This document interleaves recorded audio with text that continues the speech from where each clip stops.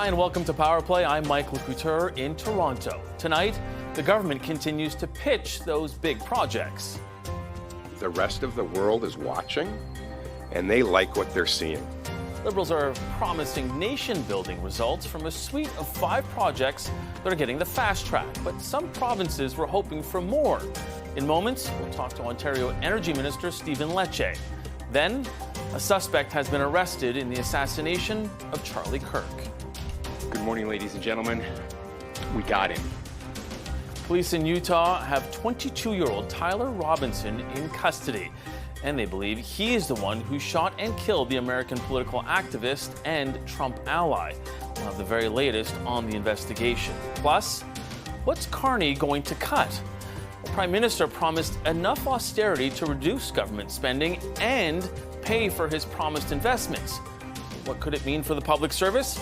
We'll ask Canada's former top bureaucrat, Michael Wernick, on what that could mean for the public service. Plus, Parliamentary session will be back in session.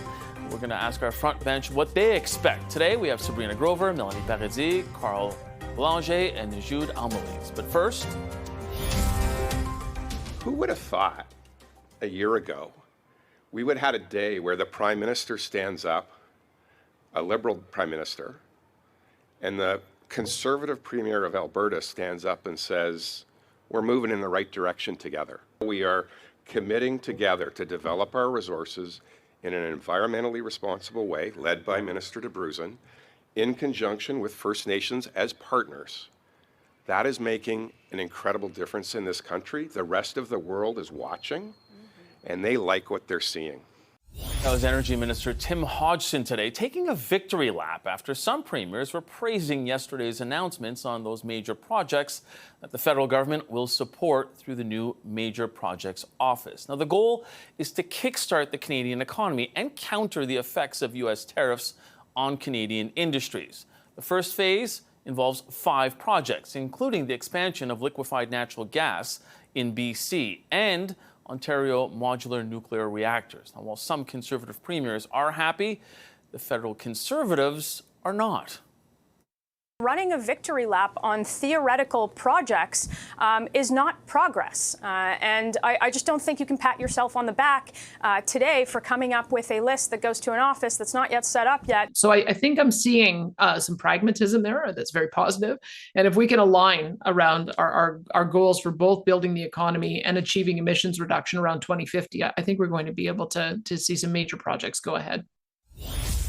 That was Conservative Deputy Leader Melissa Lantsman on this program last night, and Alberta Premier Danielle Smith speaking on CTV's Question Period with Ashley Capellos. That interview will air on Sunday. Now, the one Ontario project on the list is the Darlington small modular reactor. It will make Canada the first G7 country in the world to have a small modular nuclear reactor.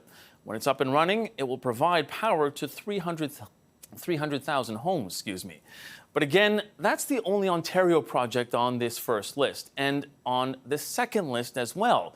So how does the province feel about that? Well, joining me now is Ontario's Minister of Energy and Mines, Stephen Lecce. Thank you so much for being here, Minister.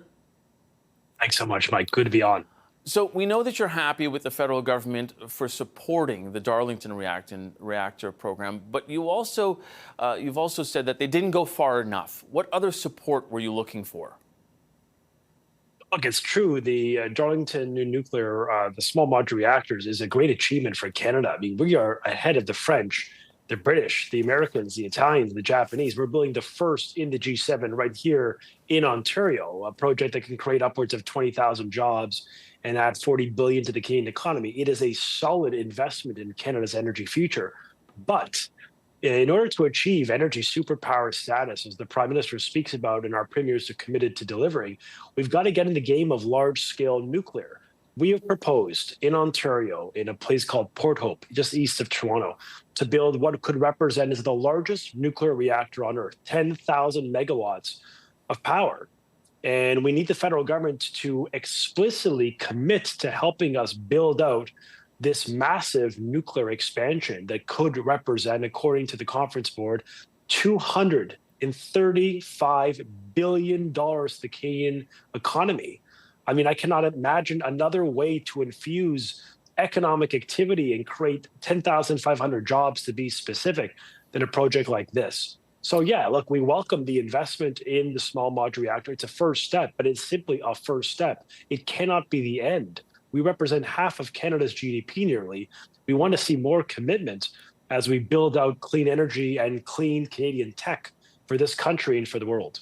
So I just want to take a step backwards, because we know before this official list come out, when that one came out, there was also a leak ahead of time, and your Premier, Doug Ford, called that other list not good enough for the province. So how underwhelming was this announcement for your government then? Well, look, I mean, it represents one of five of our most consequential priority projects on there. I'm also the Minister responsible for mines, and there was no explicit commitments to the Ring of Fire. I mean, look, Mike, it's not just about the money. We are asking the feds to invest in helping us build the roads, but perhaps more than anything, it's about market certainty. If we want to get the Ring of Fire, which represents, we're talking about a project that could add $22 billion to the economy and 70,000 Canadian jobs, we need the feds to end the duplicative nature of their assessments. The First Nation have led an environmental assessment, and the feds slapped on their own assessment, the exact same one. So we're asking them, yes, for financial support for sure, but we're also asking them to help us create the regulatory environments to get to yes. The Impact Assessment Act, which is 5 years, longer than anyone else in the industrialized world, they committed to going down to 2. So our message to the feds is, you want to build large-scale nuclear, you want to do large mines, you want to do large infrastructure, ports and bridges and highways, you got to get the impact assessment out of the way. And the 2-year time frame is a much better step forward. And so we're telling the feds, yes, invest in Ontario, step up the commitment, but also you got to work on creating the conditions for these projects to happen in timely manners. Otherwise, we're waiting decades to do the big things, and the Prime Minister wants to do big things. Well, so do we. But there are a lot of barriers, federal barriers, that are impeding our success in this respect. I think a lot of viewers out there and some political watchers will look at this and sort of think that your government has gone out of its way to really cozy up to this federal Liberal government. Yet you didn't get what you were looking for in this tranche, and frankly, it doesn't seem like like you're going to get what you want in the next tranche. So is your government going to change your posture towards the federal Liberals going forward? Look, the Premier has been collaborative with the Prime Minister in the national interest. We're in a crisis. We're in a war with the United States and other geopolitical adversaries. It's very important that we work together, but that also means keeping them accountable. And we made clear large-scale nuclear represents huge economic opportunity for Canadians, thousands of jobs, hundreds of billions to the economy. You cannot achieve nation building or energy superpower without a project like this. So the Premier, I think, will continue to maintain good relations with the PM, but we got to keep the feds to account as well. They have a lot of skin in the game when it comes to Ontario. And so we want to believe that there's a path to getting these projects named in the next fall list that comes out. And we're going to be speaking very vigorously to the federal government today and every day to make the case that you cannot become an energy superpower unless you unlock the Ring of Fire, unless you build net new large-scale Canadian technology nuclear, unless you build the ports and likewise the pipelines that help build energy sovereignty and energy security. Minister, with respect, do you think that your Premier has been keeping this government to account, considering that Doug Ford, ahead of the First Minister's meeting, had the Prime Minister stay at his cottage? He has spoken in the past. He has said, I'll hand the keys to of a business over to the Prime Minister. He'll give everything he possibly can. He said that in the past. So do you think that the tact hasn't worked and that it should change? You say you've held him to account, but that doesn't sound like the words of somebody that has been really going after this Prime Minister when you consider that Danielle Smith has been pushing back the whole way and she seemingly got what she wants. Well, I think Western provinces want a pipeline that hasn't been achieved just yet, but I think no. But in fairness, dialogue. Minister, she does on the second list does have the Pathways Plus program, which is something that she has spoken glowingly about in the last 24 hours. Yeah, and we've got a $20 billion small modular reactor project on the top of the list. So I think all regions of Canada have some incremental wins, but obviously there's more advocacy to be done. And the Premier has been collaborative, working with all provinces, all territories, and the feds to deliver and protect jobs in the country. But that does not take away from the point that if we want to achieve and create jobs and grow our economy and safeguard ourselves from threats from the US, we've got to work together. And so the Premier, I think, has actually delivered quite a bit because of this relationship. Infrastructure investments in major highways, major infrastructure projects of consequence to the country and the province are happening in Ontario. Even on law and order, the Premier has been so loud in advocating to the feds constructively that they got to get on with changing the bail system and likewise ending some of these lax laws that have encouraged or enabled some of the recidivism. The Prime Minister, to his credit, said in his press conference, the Premier raised it with me as a matter of priority, and they committed to some reform. And we will, Mike, hold them to account on delivering that. So the Premier has been able to extract a lot from the feds. But I guess the message today is it's just not enough. It's a good step forward on one piece of the pie. But on large-scale nuclear and small modular reactors, and likewise pipelines, we want to see more action. And that's why this fall is a critical time for the federal government to deliver on their word to the people of Ontario, to the largest economy in the nation, that they're going to actually back projects that create jobs and make us a more self-reliant economy here at home. But Minister, in fairness, this list was based on proposals submitted by the premiers. So do you think that Premier Ford didn't do a good enough job trying to convince the federal government the importance of those other projects that you put forward? Is some of the onus not on your government that you weren't able to convince the federal government to make it a priority? Well, I think the Prime Minister recognizes both an economic perspective and on the political side how important these projects are. And I think the federal government. But in fairness, Minister, they're not on the list. They're not on either of those lists. So did your government not do a good enough job trying to convince the federal government that they should be on either of those lists? Well, I think it's the first tranche of a list, right? We recognize it's the first 5 of potentially upwards of 30. This is a good discussion to have once we see the full list. Today, we have one major priority achieved with many more to go. And we need the feds to heed our advice that in order to grow an economy and safeguard our jobs and become an energy superpower, you need to reinvest in Ontario's nuclear and critical minerals sectors. And so we're going to keep them accountable. We're going to keep working with them to deliver the funding. In the meantime, we've delivered one big win on a project that can create 18,000 jobs in Ontario and likewise infuse tens of billions of dollars to our economy. I mean, these small modular reactors are not just for Ontario. We're helping to build them in Alberta, and Saskatchewan, and New Brunswick, in Poland, and Eastern Europe. It is a national program with international impact. The service center of that SMR is going to be built in Ontario. We're going to service the entire SMR fleet. So it really does have a lot of opportunity for the province and tons of jobs. The Premier has been vigorous in maintaining close relations with all the premiers because we have the same aspiration, which is to fight for our jobs and to stand up for Canada. But we want to do it in collaboration. And we obviously expect a ton more from the federal government in the next iteration of their list unveiling in the next month. Okay, Minister, we're going to have to leave it there. I appreciate your time. Ontario Minister for Energy and Mines, Stephen Lecce. Thanks so much for joining us today. Thank you. A little later on in the show, we're going to talk about the political stakes of Carney's nation-building promise with our front bench. Today, we have Sabrina Grover, Melanie Paradis, Carl Boulanger, and Najoud Amelise. Turning to news that is developing at this hour south of the border, there's been a major breakthrough in the investigation into the public assassination of U.S. political activist Charlie Kirk. We got him.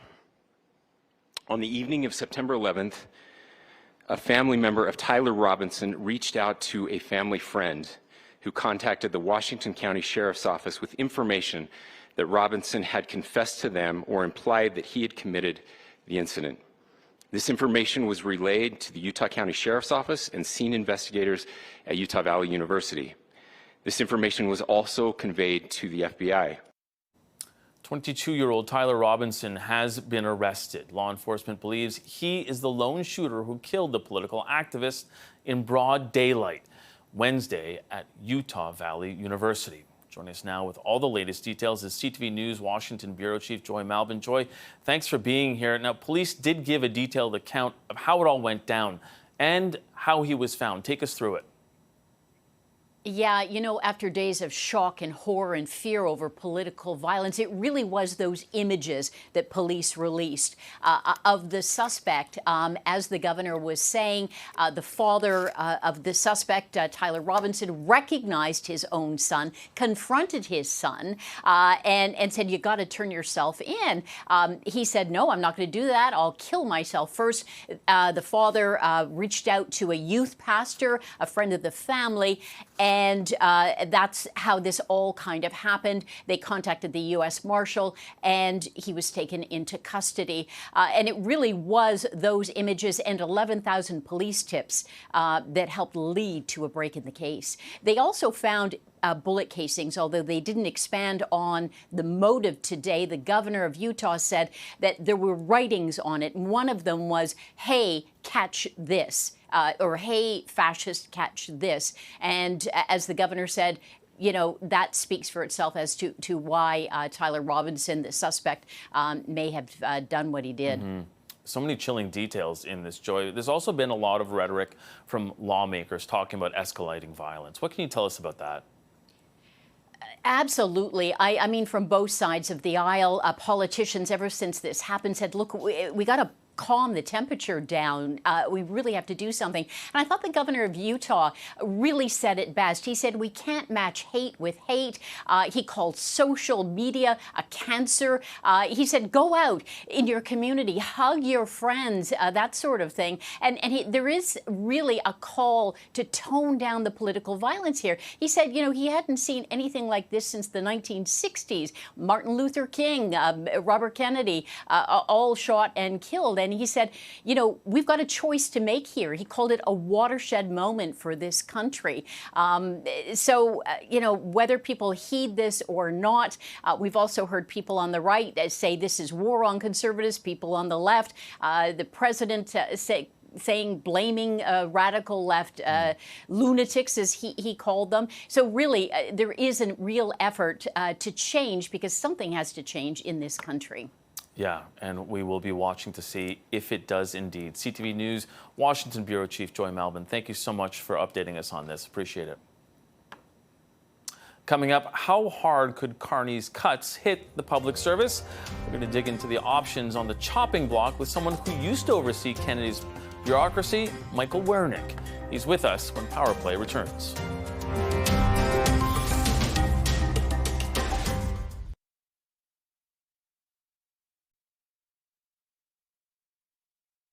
You know, it's going to be a challenging budget in many respects. We have to take some tough decisions. These are tough times. We have to take some tough decisions. But one of the core reasons why we're taking tough decisions is for affordability and security for Canadians.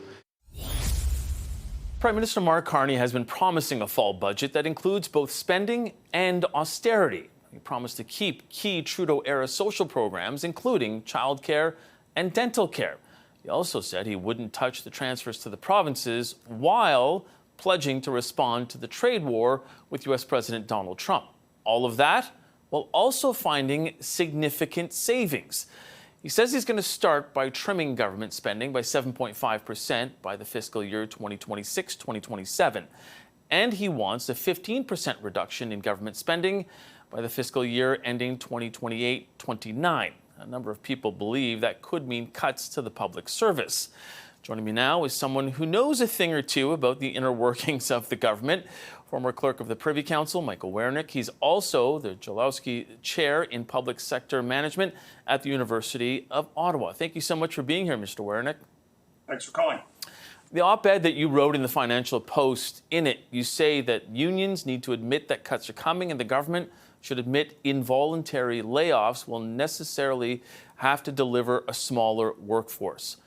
Do you think that either side is willing to get to that point right now? Well, we'll find out. A budget is coming in October. Once the budget is delivered and we know what reallocations are taking place, where the cuts are falling and where the money is being moved to, there'll have to be some consultation with the unions. Right now, we're in a bit of a phony war where the unions are taking a stance of nobody should be laid off anywhere, and they're not really engaging on workforce adjustment. And the government and the opposition have been kind of peddling an idea that cuts will be painless and attrition will get them the smaller workforce that they aspire to. Now, we've heard that François-Philippe Champagne, the finance minister, has asked other cabinet ministers to identify program spending at 15% over the next 3 years. Now, even though that you've said some departments have found some savings, do you think that the public service needs to really brace for larger scale layoffs right now? Oh, for sure. I mean, if, the size and the mix in the public service has always followed shifts in priorities and budgetary ups and downs. We had a big downsizing under the Chrétien government in '95, some of your viewers will remember, and another one under Harper in 2012. All of the signals from the government are that there's going to be some reduction in spending, and that means that there'll be cuts to staff that go with that. But they've also used a lot of language around transformation and productivity and efficiency. So my interest in this, you know, from my university perch is, can we get to a smaller public service without damaging its future capabilities and keeping the skill sets and the people and the capabilities we're going to need in the future? Yeah, and on that, you've signaled your concern about cutting younger staff, as often happens in unionized workforces. Do you think that could be a mistake, and why? It would be a mistake, and we've done it before. What happens is the cuts fall disproportionately on the last people to come in. So about 20% of the federal service are in temporary jobs with a time-limited job security, and they're already being laid off. And those are people that skew younger. And there's also been a sort of a dialing back that the universities and colleges have noticed in new hiring. So we did this before. You choke off the intake of new talent, and that can damage the public service for years to come. Is it because they are more apt to being sort of technologically inclined and people that can actually try and sort of shift a little more as the public service shifts? There's always a flow of people in and out. And, you know, I hang out at a university, and the students that are coming out today are fabulous. They have incredible life experience. They're digital natives. They're tech savvy. They're comfortable with AI. They have a diversity of backgrounds. And that's the kind of talent that you want to join the public sector. So if we choke it off for the next 2 or 3 years, we're going to pay the price for that. Prime Minister Carney campaigned on using artificial intelligence to make the public service more efficient.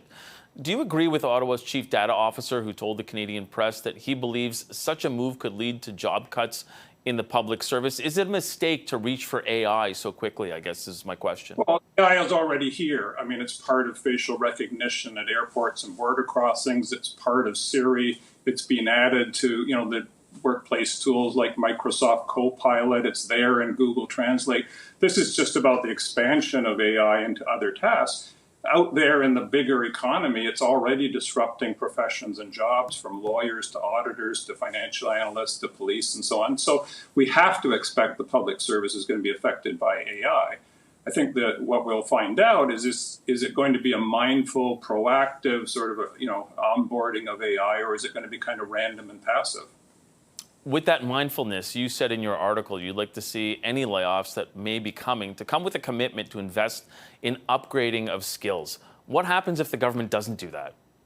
Well, then you lose productivity. I mean, the government also launched a task force on public sector productivity, and I sit on the board of a think tank on productivity issues. In the private sector, the way you increase productivity is you invest in training and the technology tools for the worker, and you get more output out of each worker. And that's what the public sector should aspire to as well. I wanted to just take a step back here. Did you write this article as a concerned former clerk of the Privy Council and a warning, or were you hoping that it was more of a roadmap for the government to try and follow? Well, I have a body of work over the last 3 years in my university position you can find on my website and social media. I write about topics in how government works and how to make it work better. And I'm just an influencer. I have no direct role in this. I do hope that people read my posts and my articles, and it gives them something to think about. And perhaps in my new position from the university, I can say things more candidly and more directly than I used to be able to on the inside. Do you hope that the Carney government comes to you for advice on this? Well, they haven't done so yet, but they can always read my material. I just want us to get to a smaller, flatter, leaner public service that is also very effective and ready to face the changes that the world is bringing us. It's a more dangerous world. There's the technological disruptions from AI. There's misinformation and disinformation campaigns. There's erosion of trust. There's a lot on the agenda, and Canada has always benefited from having a really strong public sector at the provincial and municipal levels as well. It is something we're good at. And I just think, as the government decides to shrink it, which is their prerogative, let's pay attention to not damaging its capability. Okay, we're going to have to leave it there. Former clerk of the Privy Council, Michael Wernick, thank you so much for joining us. Thanks for asking.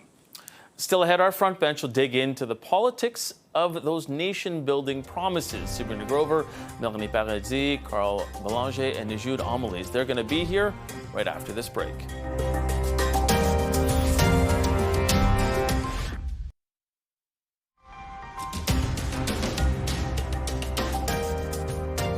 So I think that they've got the right target. That says to me that they're looking at the kind of things that we know are going to be productivity enhancing, generate some revenue. And that was what we wanted to see, because I think it bodes well for the projects that are a priority for Alberta. Alberta Premier Danielle Smith speaking with CTV's Question Period in an interview that is airing this Sunday. And it's also a day after Prime Minister Mark Carney laid out the first 5 so-called nation-building projects that the federal government will be helping get over the finish line. So how is the sales job going with the provinces? Well, as you heard earlier on in the show, Ontario isn't too pleased. The Premier has been able to extract a lot from the feds, but I guess the message today is it's just not enough. It's a good step forward on one piece of the pie, but on large-scale nuclear and small modular reactors, and likewise pipelines, we want to see more action. And that's why this fall is a critical time for the federal government to deliver on their word to the people of Ontario. So will this be an issue for the federal government going forward? Let's ask the front bench. Joining us today are Sabrina Grover. She's a federal Liberal candidate in the 2021 election. She's a senior advisor at North Star Public Affairs. Melanie Paradis, former communications director to Aaron O'Toole. She's now president of Texture Communications. Former interim NDP national director Carl Belanger. That is not him. That's Jude Amelise. She's a reporter with the Globe and Mail in Ottawa. Sorry, Jude. We were waiting for Carl. He's not with us just yet. So when he is with us, then I'll introduce him. And Jude, that is a terrible way to introduce you. I'm really sorry, but everybody knows you. You've been on so much. Easy to mistake us. Yeah, you know what? And I'm sorry that I'm in Toronto, not in Ottawa. I obviously wouldn't have made that. You know what? It's fine. Okay, so the list has a little bit of... Am I good here? Framing? What? Where's Carl? Carl's Hi. there? He's... Okay, we're going to get Carl eventually. The list has a little bit of thing on it and sprinkles projects right across the country. But has the government really been able to sort of sell their strategy effectively? Sabrina, Ontario wasn't pleased with the list. Does Carney risk causing a rift with Doug Ford? I don't think so. There was an Ontario project on the list, and I think that it's just step one of moving things forward. Do you know what I mean? I think obviously Doug Ford wants to see results. He wants to demonstrate that his good faith relationship that he has built with Mark Carney is going to pay off for Conservatives and for all Ontarians, but in particular the people who voted for him in Ontario. But I think things will come. I think it is positive to see that this project list has come out so quickly after having that major projects office open. I think that it's good that it's coming out before session even starts so that you can predict potentially what the conversations are going to be over the next several months, as well as what is going to likely show up in the budget perhaps in November. And I think that Mark Carney has done a good job. I said this last week and I'm going to say it again. I think that this government is moving at a much more rapid speed than we generally expect government to move at. And I think that they are going to show up for Canadians in the places that they have already said that they're going to show up. And even when we look at Danielle Smith, there's not an Alberta project on the list yet. And Danielle Smith is still singing the praises of Mark Carney and of the major projects office. So I think overall he's had a good week. I think this has been a positive step forward on major projects. Yeah, and there is a path to Pathways Plus for Premier Smith, and maybe that's why she is quite content with it. There's Carl, everybody, by the way. He's the president of Traction Strategies, just so that I get that plug right in there for him. Before we go to you, Carl, I'm going to go to Melanie. A number of Conservative premiers are supportive of these projects. We've heard a lot of them talk about them, and I don't think anyone really had Danielle Smith's comments on their bingo card when we started all of this process. Do you think it makes it tougher for the newest Alberta MP, Pierre Poilievre, to criticize them when you consider all of these Conservative premiers are on board? This is always a problem for the leader of the opposition. When you have a government that is, doling out large sums of money, likely, and helping provinces to get major projects approved, of course, the premiers, they all know where their bread is buttered. Like, this is how politics works. So, of course, they're getting along really great right now. That might not last forever, because we'll see how fast they're able to actually move on this. And even this major projects list, I found this to be rather unambitious. Most of these, like the 5 projects that they put forward, those were all going to move forward anyway. Those were projects that they really didn't need a whole lot of help. And in any other government, in any other time, I think that those projects would have moved along pretty quickly too. And so what the Major Projects Office really should be doing is helping projects that actually need additional support. Najoud, what do you think of that? Did they take the easy way out here in terms of projects that they knew they can just sort of nudge over the finish line? Well, I think it helps that now they can enter Parliament and say, hey, we announced some projects. And so, yes, going for the easier projects makes it a lot easier for them to do that next week in the House of Commons. Now, obviously, this is, as they say, the first tranche of projects. And so we'll see what comes next. But the main challenge for the government ahead is selling Canadians on these projects and the economic benefits that the government says will come from them. Because, frankly, if they are successful in moving these projects along, the benefits will happen over a longer period of time. Meanwhile, right now we're seeing the Canadian economy slow down because of tariffs. Unemployment is going up, and so those are going to be issues that the Conservatives are going to jump on in Parliament. And so it's going to be important for the government to find a way to convince Canadians, no, wait, but we have something coming down the pipeline, no pun intended. Yeah. I appreciate that, because that's a great segue to what I was going to ask Carl, because one of the interesting things about that list yesterday and what we saw as that sort of maybe secondary list is how the Prime Minister framed the Pathways Plus project. He basically tied it together with a pipeline, sort of saying these two go together. Talk to me about that political move. Yeah, well, he's buying time, really, is what he's doing by fast-tracking projects that have already been approved. And, darn it, we're getting things done after announcing, 1, 2, 3, 4, 5 times. You've been on the Hill. There's nothing like a politician likes more than re-announcing projects once, twice, 3 times, and then you cut the ribbon and you keep going, and then you're fast-tracking it to make sure it's happening. The key, though, is what new projects will be approved and fast-tracked. Pipeline is key. I mean, Danielle Smith is getting her hopes up about this because she's seeing the mechanism in place. But the mechanism has not been proven. And furthermore, we're going to have court challenges. We're seeing one in Ontario. There's one in Quebec. I expect more coming in Saskatchewan and in BC too. So that will be the litmus test for this government. Can they actually get this done by circumventing other laws that are in place to protect the environment, to make sure First Nations are respected, and so on and so forth? Yeah, and that's a key one, Sabrina, because a number of First Nations and Indigenous groups that we had spoken to yesterday said, look, this is not free consent, essentially. We don't feel like we've been consulted. The group that they set up, doesn't really speak for us. How much headway and how much opposition do you think they're going to get from Indigenous, First Nations, and Inuit groups that may actually stop some of these projects or hold them back?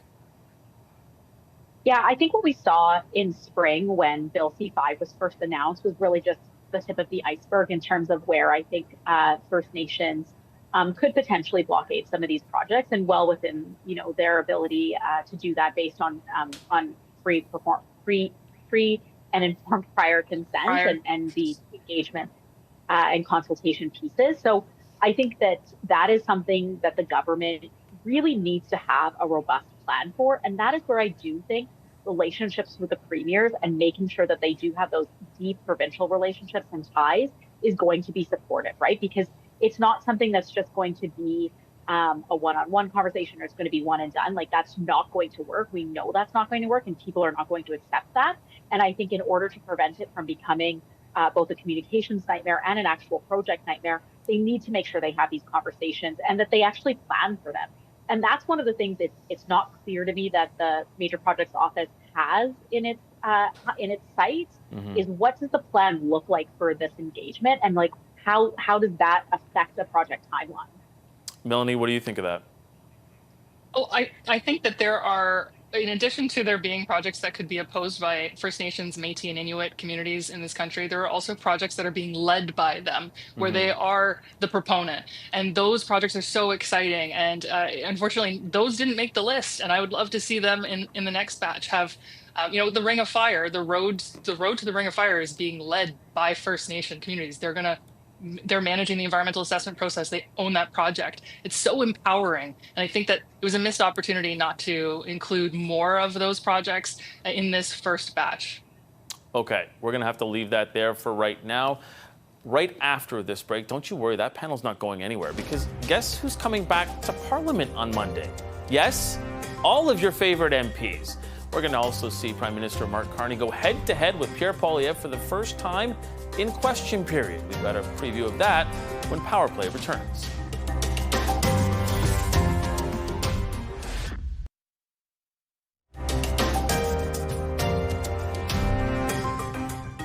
If he's the man with the plan and the guy you hire in a crisis, why won't he table a budget before he goes on summer vacation? I understand the member of the opposition is very busy.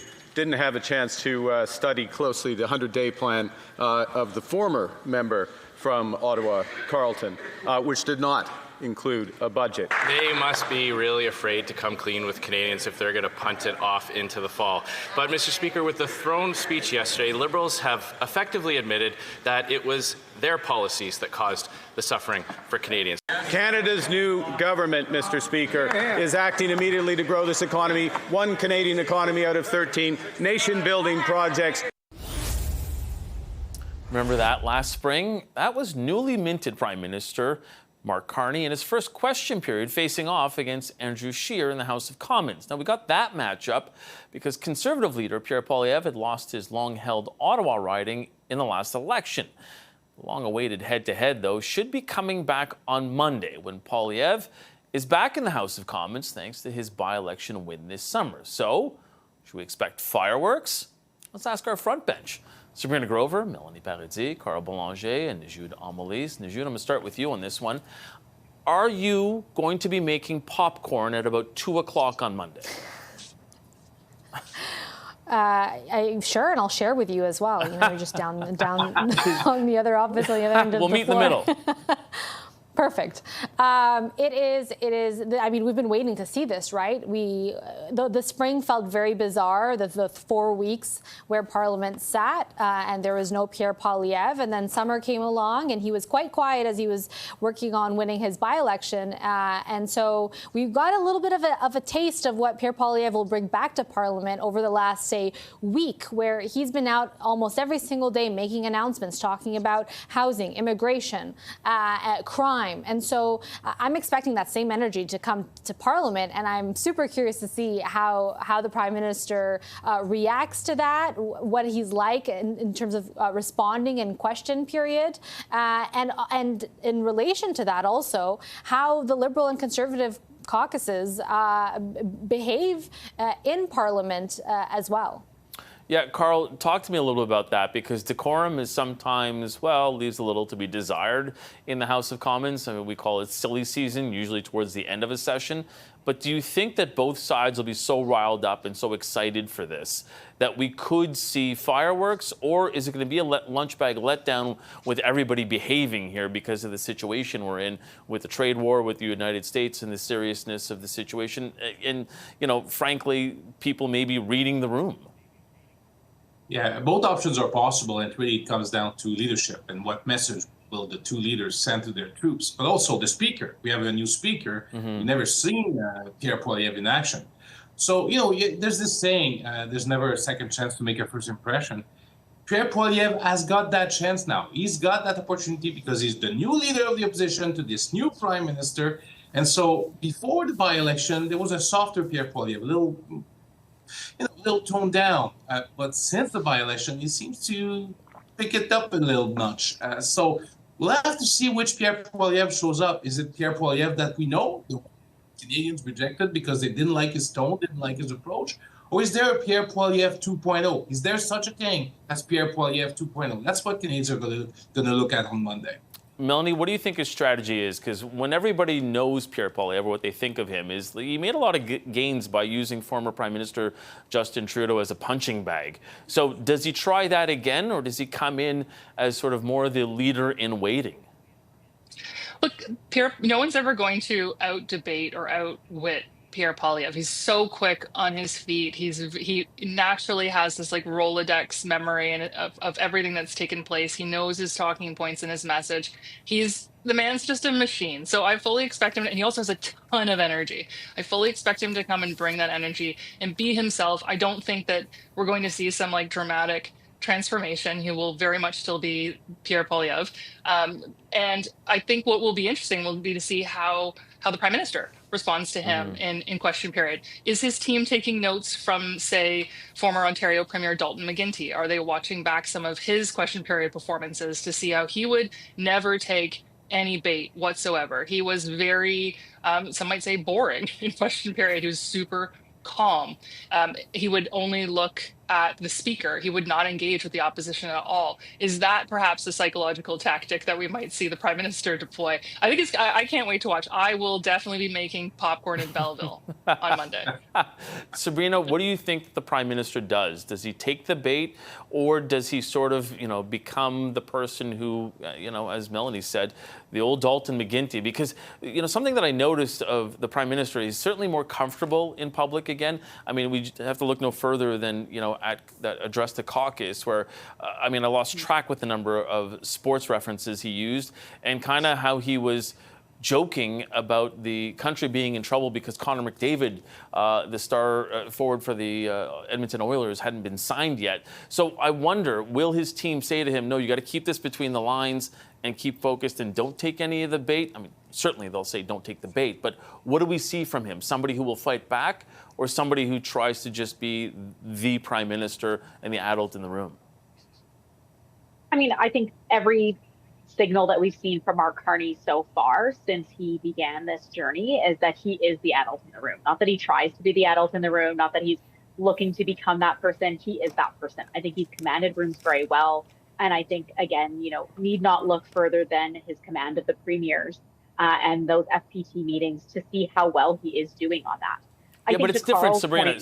Sorry, Sabrina. I know you're about to make a point, but it's very different because Pierre Poilievre is extremely good, whether you agree with him or not, at poking his opposition right in the eye and standing there and smiling about it. But I think Pierre Poilievre, if he was going to pivot, if we were going to see Pierre Poilievre 2.0, we should have seen that on the campaign trail. We're still seeing today Pierre Poilievre 1.0, and we're still seeing the same messages as that he had a year ago. So what I think that at best is he going to update the bumper sticker slogans to tell us, some new tax that we're going to ask or whatever it might be for updated for 2025. But the messaging hasn't changed, and the messaging is what's not resonating. And so you can poke in the eye as much as you want, maybe on a personal basis, or try to needle nose your way in there. But at the end of the day, if you don't have a policy leg to stand on, what is it that you're bringing to the conversation? And what is it that people are taking away from that conversation besides toxicity? And people don't want that. And Najoud, is the Prime Minister beating him to the punch with all these announcements? And we're also hearing that there could be something on housing coming before Monday. Is he trying to basically take away any argument and any sort of shot that, Pierre Poilievre may try and lob his way across the aisle? Well, certainly you can already hear the Prime Minister standing up in the House of Commons and referencing the launch of the Federal Projects Office and other announcements that have been made or are going to be made. But I think the challenge for Mr. Carney will be to not seem dismissive when he responds to Pierre Poilievre, because just in reference to the comment about him behaving like the adult in the room, there have been moments where he's had to respond to something Pierre Poilievre has said or called for. And sometimes it almost feels like he wasn't really clued into the fact that Pierre Poilievre had a press conference and made an announcement or went after the temporary foreign worker program or this or that. And so while, I can understand the argument of being the adult in the room, there's also a danger of seeming like you don't understand or feel the concerns that are being raised by Pierre Poilievre, which you already know are going to be about the cost of living, going to be housing, things that are very touchy for people. Less than a minute. I'm going to try and split it between Carl and Melanie. Carl, respond to that and how maybe that, the Prime Minister has to sort of change his tact. Probably he has. I mean, he's been taking some pages from the Conservative playbook in terms of policy, and that's pulling the rug out under Pierre Poilievre's feet. So the question is, what Pierre Poilievre do now? Does he move further to the right? That's how a country shifts to the right. That's what's happening right between our eyes. But that might not please progressive voters that didn't want that and didn't see it coming. Melanie, last word to you. Jail, not bail. That's a message that's going to resonate a lot this fall for many Canadians, and Pierre Poilievre has been dominating on the crime issue. And Melanie has it ready to go. Okay, Sabrina Grover, Melanie Parenzi, Carl Belanger, Najud Amelise, thank you all for being here. Everyone else, stick around because our takeaway is coming up after this.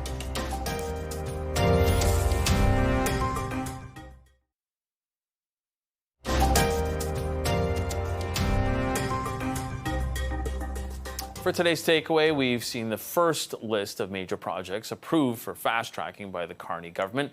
There is a second list coming, according to the Prime Minister. Then that will come before the Grey Cup. But what's Ontario fighting for? Well, here's Energy Minister Stephen Lecce. Today, we have one major priority achieved with many more to go. And we need the feds to heed our advice that in order to grow an economy and safeguard our jobs and become an energy superpower, you need to reinvest in Ontario's nuclear and critical minerals sectors. And so we're going to keep them accountable.